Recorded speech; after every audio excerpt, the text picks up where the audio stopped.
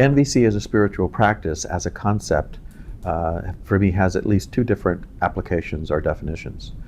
One is if I apply a practice within myself, so it becomes a sort of inner practice or inner process.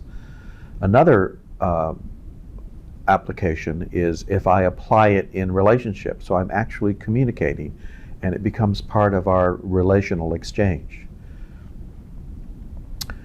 So to give you a couple of examples from my own life, one of the primary practices that I engage in is whenever a need gets stimulated in my day-to-day life, I'm able to, whether it's met or not, I'm able to identify that need and to empathize, self-empathize with whatever emotion or feeling I'm having, whether it's met or not. So if a need is met, I feel emotions like pleasure, I'm pleased, I feel relieved, I feel joyous. Or if it's not met, I may feel feelings like frustration, sadness, disappointment, discouragement. The feelings aren't the important piece. What the important piece of this self-practice is that it takes me to the quality of the need, the beauty and the fullness of a need that is alive in any experience of life. One of the most important guideposts in my inner connection, inner process in my spiritual practice are my feelings. My emotional feelings always show me, always guide me to the heart of the needs. Now, sometimes the needs are met, sometimes they're not. But my feelings always indicate that there's something alive and authentic as what I'm needing or valuing that is present in that situation. So that when we're engaged in either connecting with ourselves with our own needs or having connection with someone else with our needs, what's important is to connect with the fullness of the need.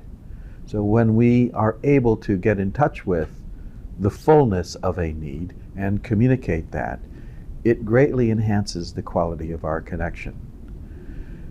The distinction that I think is important here is the difference between deficit and fullness. We can experience a need as something that's unmet. So we may say, when you said what you said, I feel sad because I didn't get my need for understanding, or my need for understanding was not met. Often when something is expressed in that manner, there's a quality of the energy that's expressed that I call deficit energy or lack. There's often a feeling of urgency or desperation that goes along with that, and that message gets communicated in a way that makes it much more difficult to connect with from the other person's perspective. When we're able to get in touch with this fullness part of a need, let's say the need is for understanding, for empathic understanding.